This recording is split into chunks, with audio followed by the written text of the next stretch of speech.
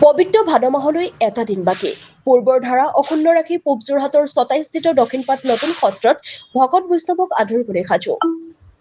পবিত্ৰ ভাদ মাহলৈ মাজত এটা দিন বাকী। ভাদ মাহত ৰাজ্যৰ ধৰ্মীয় পীঠস্থানসমূহৰ লগতে যোৰহাট জিলাৰ ২৭ শ্ৰী শ্ৰী দক্ষিণপাট সত্ৰত মাহজোৰা পালনাম পূৰ্বৰ দৰে এইবাৰো পুৱা উষা কীৰ্তন, পূজা, নাম প্ৰসংগ, ভাগৱত ব্যাখ্যা, গায়ন বায়ন পূৰ্বৰ দৰে ধৰ্মীয় পৰম্পৰাৰে প্ৰতিদিনেই কাৰ্যসূচী অনুষ্ঠিত হ'ব। সত্ৰৰ চাৰিবেৰা ৰং তেল দি চাফ চিকুণ কৰি ব্যস্ত হোৱাৰ লগতে সত্ৰৰ সত্ৰাধিকাৰ ননীগোপাল দেৱগোস্বামীয়ে সাদৰে ভক্ত বৈষ্ণৱক নিমন্ত্ৰণ জনাইছে।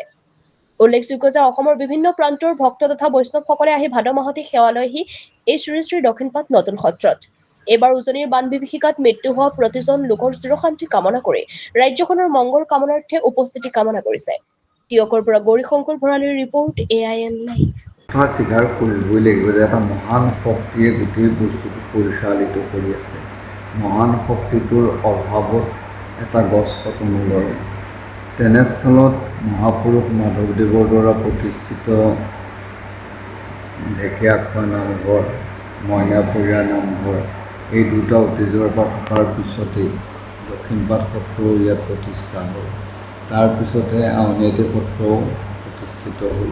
দুয়োখন সত্ৰ যদিও মাজুলীত আছে, তথাপিতো দুয়োখন সত্ৰই পূৰ্ণগতিৰে মোটামুটি পৰিচালিত হৈ আছে। গতিকে ইয়াত ধৰ্মৰ চাৰিটা খুঁটি ঢেকীয়াখোৱা, মইনাপৰীয়া, দক্ষিণপাট, আউনীআটী চাৰিটা খুঁটিৰ নিচিনাকৈ একত্ৰিত হৈ আছে খুব কম পৰিসৰৰ মাজত। গতিকে ৰাইজ আহিলে আউনীআটীতো সোমায়, দক্ষিণপাটতো সোমায়, মইনাপৰীয়াতো সোমায়, ঢেকীয়াখোৱাতো সোমায়। এই চাৰিটা আধ্যাত্মিক ভাৱপূৰ্ণ অঞ্চলত মানুহৰ পদাৰ্পণে মানুহৰ মনত আধ্যাত্মিক ভাৱটো জাগৃত কৰে। আৰু আজি সমাজখন শুদ্ধ হিচাপত বৰশী থাকিব তেতিয়াহে যেতিয়া মানুহৰ আধ্যাত্মিক ভাৱে সম্পন্ন হ'ব। আধ্যাত্মিক ভাৱৰ ব্যতিৰেকে কেৱল বেলুনৰ নিচিনা ৰং চিঙা কিছু কাৰ্যসূচীয়ে মানুহক মানৱীয়তাবোধ জাগৃত কৰিব নোৱাৰে। য'ত ভগৱত আৰাধনাৰ মাধ্যমেদি ধৰ্ম আৰু আধ্যাত্মিকতা দুয়োটা জাগৃত হ'ব, তাতহে সমাজখন বৰ্তি থাকিব।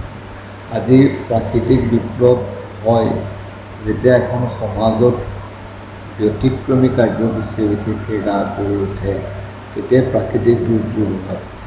কিন্তু য'ত আধ্যাত্মিকভাৱে সম্পন্ন হিচাপে সদায় পুৱা গধূলি ভগৱত আৰাধনাৰ মাজেদি ভগৱত চিন্তন থাকে, তাত প্ৰাকৃতিক দুৰ্যোগবিলাক কম হয় বুলি ভাবিব পৰা যায়। মই নহয় বুলি নকওঁ, কিন্তু ভগৱত আৰাধনাৰ মাজেদি সেই কাৰ্যসূচীটো তেনেধৰণৰ সম্পাদিত হয়। যিকোনো খবৰ আৰু বিজ্ঞাপনৰ বাবে যোগাযোগ কৰক 7896121996।